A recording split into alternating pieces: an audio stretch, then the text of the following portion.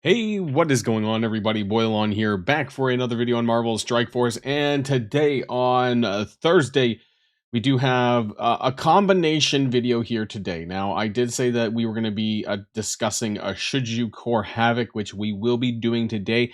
But there was some pretty big event updates that happened last evening that I do want to talk about, and it's going to kind of it's going to be important to my decision about whether or not I will be coring for Havoc, or adding some more cores onto Howard for this week's event, because it was a pretty substantial update. So we're going to be talking about this and my expectations going forward. So if you're ready to go, let's boil this down.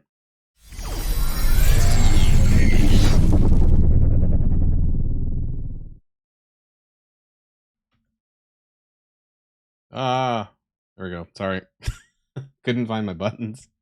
Okay, so all right, so there was this update last night that was posted to Discord. Now, I don't think that there was an official posting on Reddit or a blog post yet about this, and it's pretty important.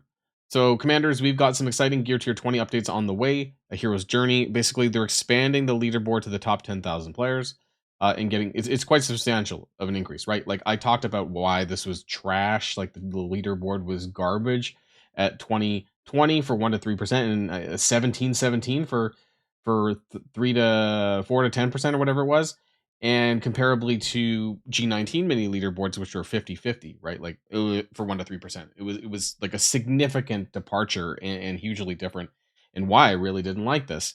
But they are changing this. Also, the Gear Tier 20 stuff is live in game now, and this is really important. We're gonna go over this too before we get to Havoc, and you can craft the unique pieces and some of your other ones that don't require Gear Tier 20 stuff.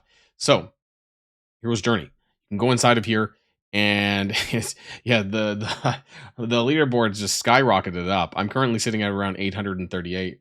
I just it fluctuates a little bit between like 1500 and 1800. This is just from ISO 8 energy spending, right?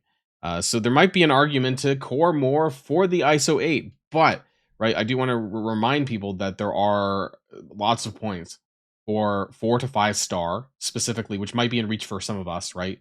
4 to 5 star of Howard, and for Havoc, who's going to be coming out as well. So quite a lot of points, because one ISO energy is worth 4 points. So even like 12,000, like 4-star Howard is worth 3,000 ISO 8 energy, which might not sound like a lot, but if you didn't hoard in advance, 3,000 ISO energy is a lot, right? To just get extra from coring, right? It's quite significant. And then 15,000, and then the 15,000 base for 4-star Havoc. So let's take a look at the rankings. It's quite different. It actually, like, the structure goes all the way down every 500. Well, almost every 500, I think. Actually, no, it is every 500 to top 5,000, and then it goes up by 1,000 until we get to 1 to 3%. Now, what's really funny though is that we're gonna go from top 10k to 4 to 10. There is no top 1 to 3%. Why? Because there's not that many players. There's, the last time I checked, there's like 270,000 players, which means that 1 to 3% would be in the top, even if I stretched it out a bit more, like top 8,500. So top 10,000 like is immediate. If you're out of the top 10k, you're immediately going to get dropped into 4 to 10%. This one like does not exist, unless suddenly there's a huge spike in the player population and we get like 50,000 more players. I really don't think that's going to be the case though. But I will be tracking this on the very last day, like I normally do for these sorts of leaderboard events. But nonetheless, I'm sitting in the top 2,000 right now, and I'll admit that I want to push a little bit more now. And what I mean by pushing is like what I can do free to play. That's with my power cores, and that's going to be with my ISO 8 energy, which I guess is also coring. It's quite different, right? Like if I can maintain top 2,000, maybe we'll see. I don't know. That's 90-90, which is significantly different, right? Significantly better than 2020, like a lot.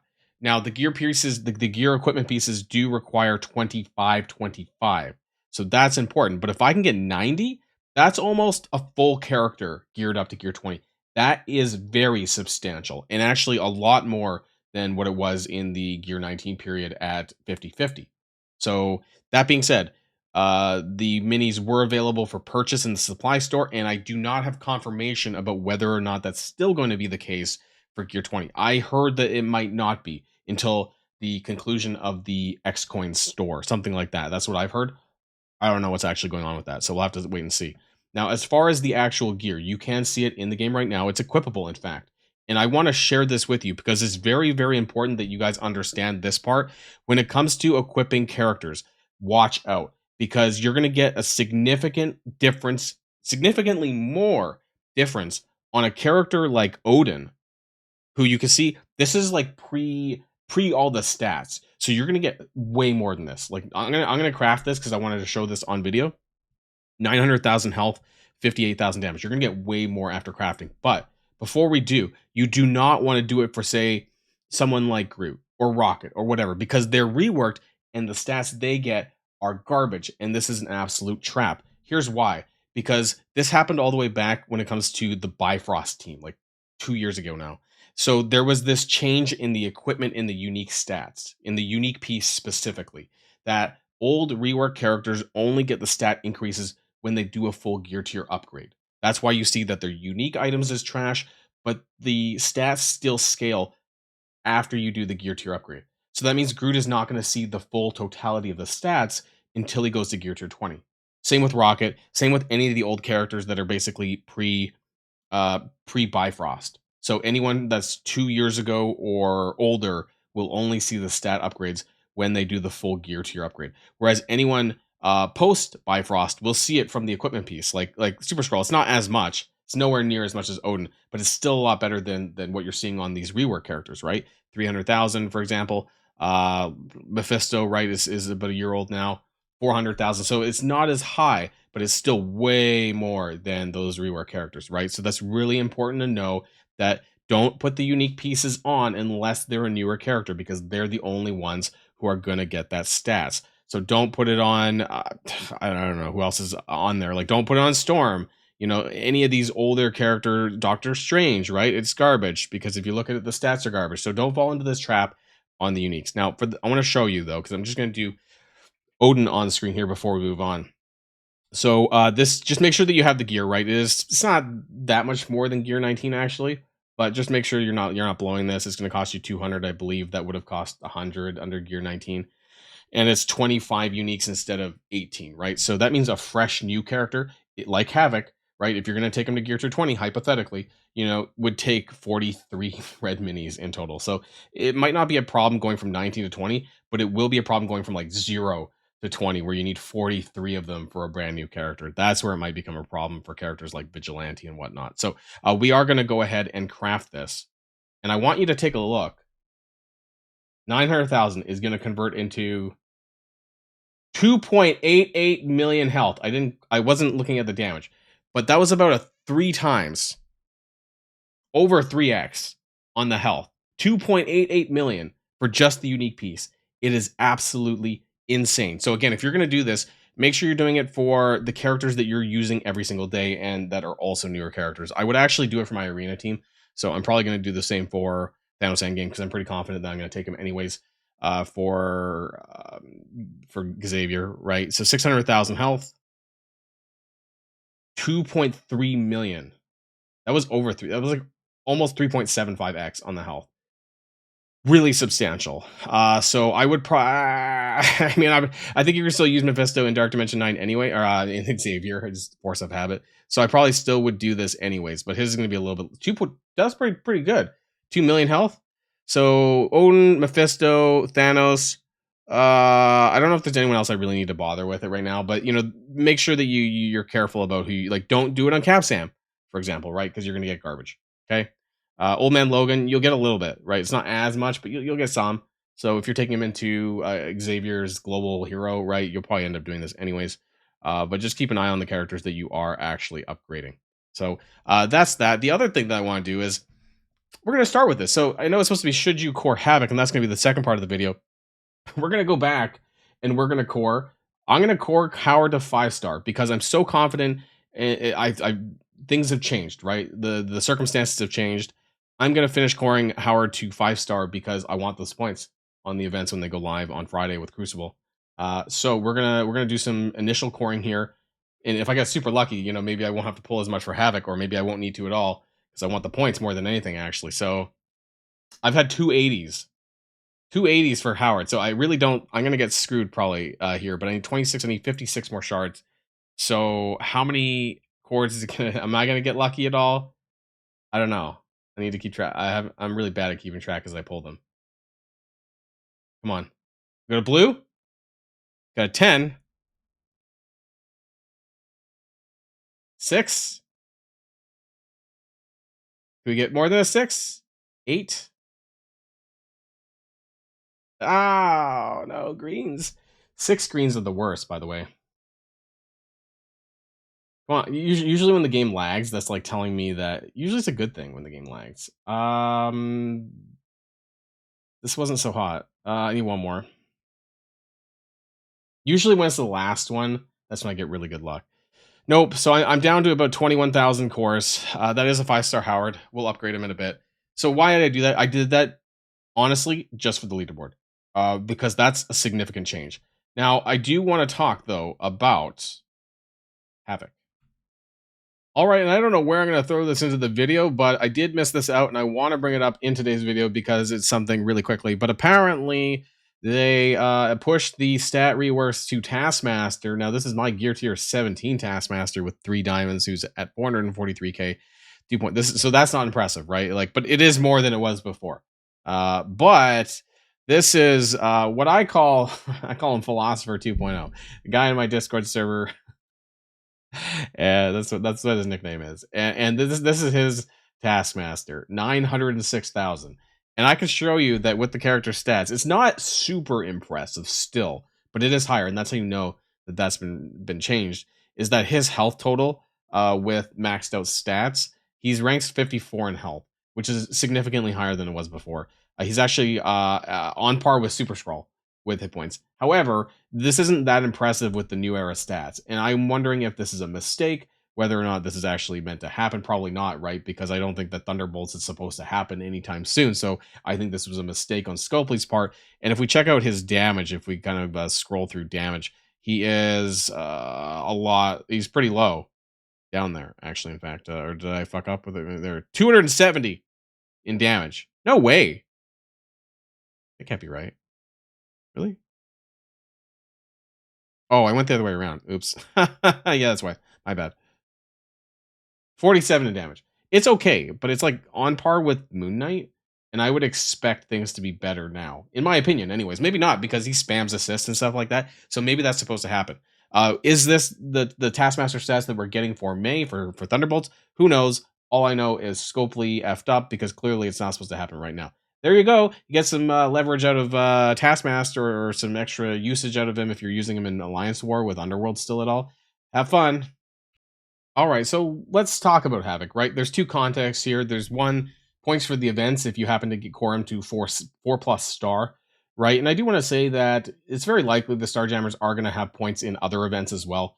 Absolute A-Force had points for quite a few events, honestly, as far as their star levels go. But if you do get him early, you can also then put the full team together for Cosmic Crucible, which starts on a Friday, right? Friday through Sunday. So that's going to be pretty important too. Now, is he good? I'll be honest, I have not watched all of the videos, the Envoy videos of the playtesting. Also, I do kind of take playtest videos with a grain of salt as well. However, nonetheless, you do need the full team, right, to function, as far as I'm aware anyways, in Cosmic Crucible, because Howard the Duck's passive in some of his kits, requires the full team to be there. Now, I just want to start on Havoc's passive. So let's zoom in a touch. When an enemy attacks this character, a Starjammer ally, or an X-Men ally, he attacks that enemy for 200% piercing. So he's retaliating, which is really nice. It's also unavoidable, and he gains more damage if that enemy has barrier.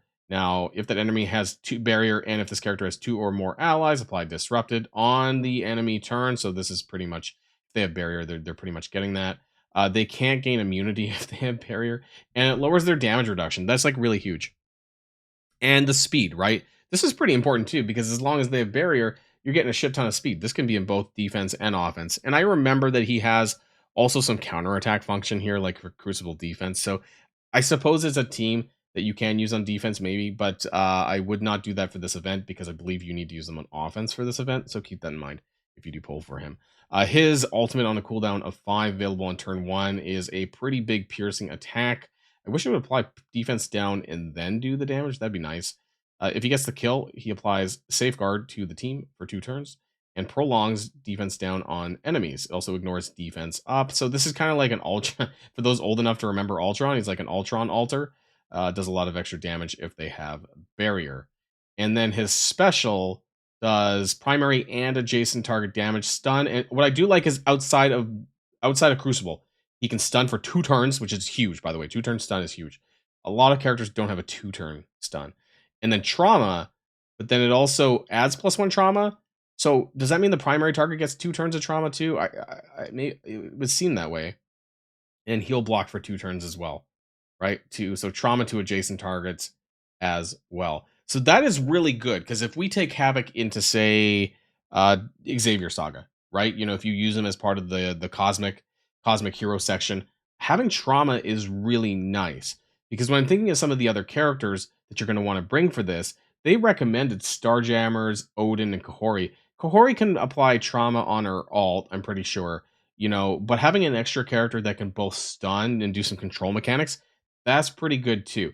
Another debuff that I'd be looking for, which he does have actually, is slow, right? So being able to slow enemies is really, really important, I think, as well.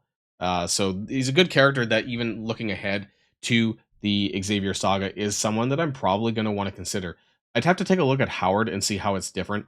Maybe because if I'm taking only 3 Starjammers, it would probably need to be Lilandra, right? Obviously, you need her, and Groot, and either Havoc or Howard. And I don't know which one necessarily, but it's going to be the one that has the most control mechanics because that's going to be the most important, I think, overall. So as far as his stats go, we're not actually we could I can pull that up. I'll admit I didn't bring it up right away. His unique though is going to be infinite energy. So the Cosmic Cube infinite energy. Make sure you have that as well. If you are wanting to upgrade him, whether it's to gear tier 19 or 20, make sure you have a fair bit of, like, honestly, all of the red uniques at this point. So make sure you have that. Let's take a quick look at Havoc's stats, though. So this is just going to be, we don't really care about the numbers per se. We just care about the ranking. And Havoc is number 5 in damage, which is very, very good. Very, very good there on damage. Just above Blade. So he should hit pretty hard once you start getting some stars on him. His health does look like, I actually surprised it was that high. 9 million here. He has more than Sentinel, just like a touch more than Sentinel. A little bit surprising for a blaster kind of glass cannon type character, but I guess he's not as glass cannon as I thought. His armor is 7. Very, very good for a damage blaster type. Wow, he's pretty beefy. His focus doesn't seem as good, 28. He does have some debuffs, so that's kind of important actually. And his resistance is 12. I'm really shocked that for a glass cannon blaster, he's got as high stats as he does in survivability and with really high damage. Like he's top 5 damage, and yet he has that much survivability stats. Really, really impressive. So I think what I'm gonna do, as far as whether or not I am gonna core for Havoc. I'm gonna say that right now. I will core for Havoc, but am I gonna go to 4-star? I think that's gonna depend on whether or not I do well in my initial pulls. That's going to be pretty important, right? You know, if I do manage to get a lucky pull, whether it's a 40 plus, that would be nice, then I might push to that 4-star. But I've already just got the 5-star Howard the Duck, which gives me 2 sets of bonus points. And so I would have to kind of look at my core reserves and whether or not I feel it's worth it at the time. But I do feel that he is worth unlocking because you're going to need him for Cosmic Crucible, which is a lot. I was gonna say it's really important, but you know, a lot of people prefer playing this over Alliance War, and I think that we're also going to be seeing Starjammers related event points for at least another month. So getting an early head start on Havoc is going to help a lot when it comes to getting more shards for him in general when his Path Orb becomes available, that kind of thing as well. So that's just my thoughts here in this. Let me know what yours is in the comments down below, and how has this changed your event priorities? Are you going to push a little bit higher, a little bit further on this event? Are you going to core for either Howard a little bit more or Havoc a little bit more to be able to get more points for these G20 minis? Because that's quite a significant change, and I hope they keep this going forward with the leaderboards, like the next leaderboard that happens for G20s, because this is a very good change and a very positive change for, I'm going to say, free to play and hardcore free to play, aka like players who hoard a lot of cores like I do for these kinds of things, because now is the moment to use that and get ahead to get these G20 minis. That's just my thoughts. Anyways, let me know yours in the comments down below, and that's the end of this video. And if you like this video, make sure you hit that subscribe button if you haven't already, and you'll be greatly helping out the channel. Have a great day, and I'll see you guys on the next one.